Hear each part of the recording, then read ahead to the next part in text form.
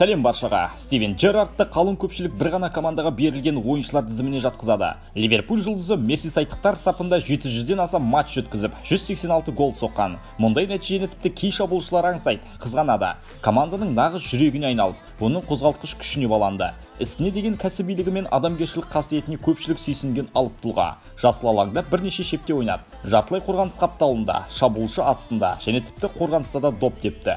Дегенмен Джеррардтың негізгі амплуасы орталық жартылай қорғаныс, ғажап техника, пас берудегі сезімталдық және шешуші соққыны сенімді орындау. Мұның барлығы ливерпульдік сегіздікті нағыз аңызға айналдырды.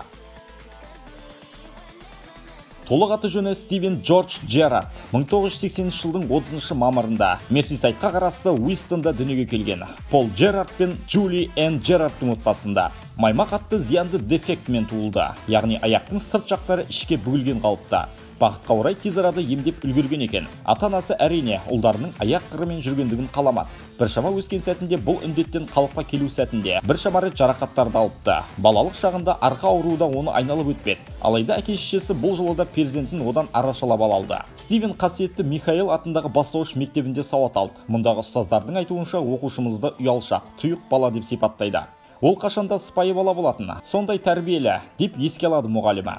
Шамамен 6-ға келіп қалғанда футболға барған сәтінде тұлғалық қасиеттері байқала бастады. Оның ерекше екендігін байқау үшін футбол сарапшысы болудың қажеті жоқ еді. Алаңда барлығына үлгеретін. Стивенге бұл қатты ұнады. Футболмен тыныс алатындай, дейді Гил Морган, мектеп командасындағы ұстазы.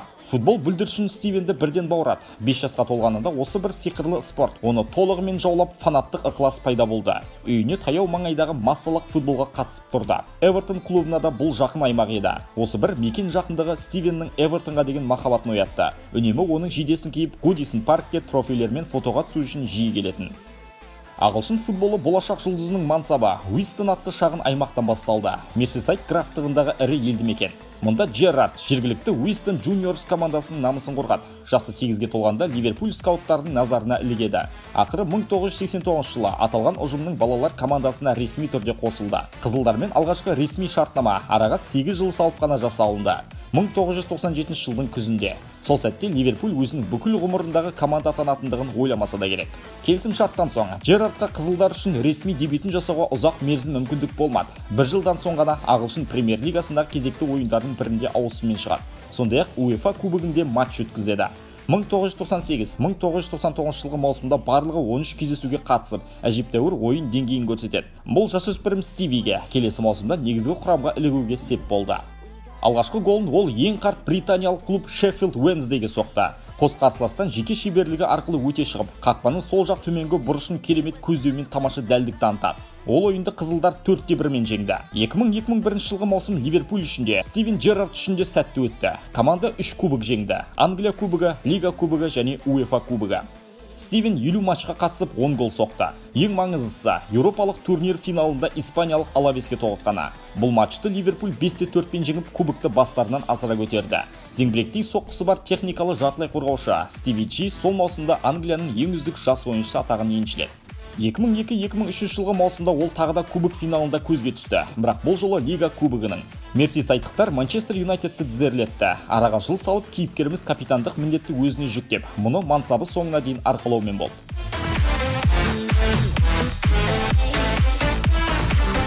2004-2005 жылғы маусым оның ойыншы тағдырындағы ең жарқын кезеңі. Әр ойыншы ірі турнирде топ жаруды армандайды және бұған тырысады. Клубтық команда үшін Чемпиондар лигасынан асқан нендей жетістік қажет. Дәл осы маусымда Стиви және командасы осы титулға қол жеткізеді. Және Джеррард жетістіктің негізгі кілті болды.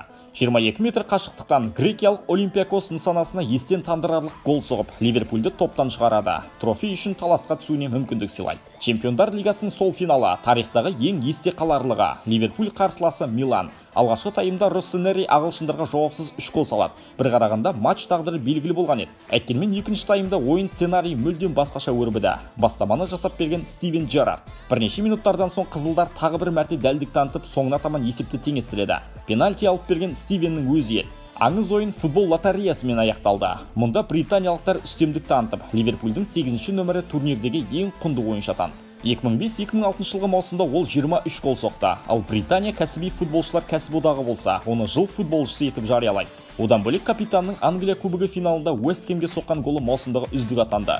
Бұл сұмдық гол еді. 90 минутта 30 метр қашықтықтан керемет бағыттай. Қызылдар есепті теңестіріп, ойынды экстра таймға дейін создырып, пенальти сериясында жеңіске жетеді. Әлі күнге дейін осы бір гол Англия кубогы турниріндегі финалдық кезеңдердің үздігі ретінде айтылып жүр. 2006 жылы Стиви Джи өзге командаға ауыспай Ливерпульде қалатындығын мәлімдейді. 2007-2008 жылғы маусымда 21 мәрте қақпадан саңылау тауыпты. Келесі маусымда Астон Виллаға қарсы чемпионаттың кезекті турында өзінің алғашқы хәт-тригін жасайды. Футбол журналистері бірлестігінің шешімімен Стивен сол жылдың үздік ойыншысы атанды. Джерард әлемде сирек кездесетін тұрақты футболшылардың қатарында. 2010-2011 жылғы маусымда жарақаттар тізбегіне қарамастан қатарға ораласап үнемі голдар соғатын. 2012 жылдың қазанында АПЛ-дағы 100-ші нәтижелі соққысын тіркеді. 2013-2014-те Премьер-лиганы жеңуге шақ қалды. Сол бір келеңсіздікті Стивен әлі ұзақ жадында шығармайтындай. Челсиге қарсы өткен соңғы шешуші турда ол сүрініп кетіп, Дембабаны қақпашымен бірге-бір шығарып қояды. Ол мерсисайдтықтарға жеңісті гол соғады. Бұл қызылдар үшін чемпиондық матч болар еді. Стиви Джи өз мансабында мұны сол күйі еңсере алмады. 2015 жылдың 14 мамырында ол Ливерпуль үшін қоштасу матчын өткізіп, ойындағы жалғыз голды соғады. Символдық байланыс деген осы. Ливерпульден кеткен соң Джерард америкалық Лос-Анджелес Galaxy сапында бір маусым өткізіп, 5 голдың авторы атанады. 36 жасында ойыншы карьерасын аяқтағандығын жариялайды. АПЛ трофейімен ұлттық құрамасы сапында титул жеңбесе де, оның мансабын таңғажайып деп бағалай аламыз. Айтпақшы, Англия үшін 114 матчта 21 гол соққан. 2010-нан 2014-ке дейін ұлттық құрамасын жасыл алаңға капитан ретінде бастап шыққан. 2017 жылы бапкер ретінде мансап бастайды. Оны Ливерпуль академиясына жұмысқа шақырыпты. Бұл жақта өзін жақсы қырынан көрсетеді. 2018 жылы Шотландиялық Рейнджерс бапкер етіп тағайындайды және 2020-21 жылғы маусымда бұл командамен Шотландия чемпион атанды. 21-дің 11 қарашасында Астон Вилла Джерардты аға жаттықтырушы ретінде таныстырды. Мұнда бірақ өзін толық көрсете алмады. Арадан 11 ай өткенде ұжымның нашар көрсеткіштері себепті жұмыстан қуылды. 22-23 жылғы маусымда 11 турдан соң командасы 17-ші орында болған. Енді жеке өміріне тоқталайық. Әйелі сәнгер Алекс Курран 5 жыл кездесуінен соң 2007 жылы католик некесімен отбасын құрады. Бұл жұптан 4 перзенті өмірге келді. 3 қыз, жалғыз ұлы. Джерард қамқор әке, ол үшін отбасы қашанда бірінші орында. 2007 жылдың 1 қазанында Джерард Саутпортта көлік айдап келе жатып 10 жасар велосипедшіні абайсызда қағып өтеді. Үйінен шығып футболшының жолын кесіп өтпекші болған екен. Артынша балақай жатқан ауруханаға барып, Уэйн Руни қолтаңбасы бар қос аяқ киім сыйлайды. Бұл ойыншы әлгі баланың сүйікті футболшысы болған. 2008 жылдың 29 желтоқсанында Джерард Саутпорттағы Lounge Inn барында қолға түседі. Төбелеске қатысы бар деген күдікпен. Артынша оған және тағы 2 адамға денеге жарақат салды. Төбелеске қатысты деген айып жазылды. Бұл бардағы диджейдің қорытындысында тісі сынып, шекесінен жарақат алу салдарынан болды. Стиви Джи Ливерпульдегі корольдік сотқа шақыртылып, өзін мұнда кінәлі санамайды. Барлығы оны айыптаса да, ол кінәні мойындамайды. Маркус Маккиге қол көтеруі тек өзін қорғау мақсатында болғандығын алға тартады. 24 шілдеде сот отырысындағылар оны кінәсіз деп тауып, үкімнен соң Джерард футболға қайта оралып, барлығын өткеннің еншісінде қалдырғысы келетінін жеткізеді. Кейін оған еркіндікке шығуға рұқсат берілді. Адалдық заманауи футболда жиі кездесе бермейді, бірақ Стивен Джерард Ливерпульге бүкіл спорттық ғұмырын арнады және ұзақта жетістігі бар карьера құра білді. Ол бір ғана клуб сапында АПЛ-да ең көп ойын өткізген тарихтағы 3-ші ойыншы, Джейми Каррагер және Райан Гиггстан кейінгі. 2011 жылы фильмге түседі. Туынды жетім бала жайлы. Ливерпуль фанаты. 2005 жылғы чемпиондар лигасы оқиғасы баяндалады. Стивен Джерард Англия кубогы, Лига кубогы, УЕФА кубогы мен чемпиондар лигасының финалында гол соққан тарихтағы әзірге жалғыз ойыншы. Сонымен Ливерпуль аңызы Стивен Джерард жайлы біраз мағлұмат бердік деген ойдамыз. Ұнаса лайк басып, арнаға тіркелейік. Келесіде қай ойыншы жайлы білгіңіз келеді, оны пікірге қалдырайық. Келесі кездескенше.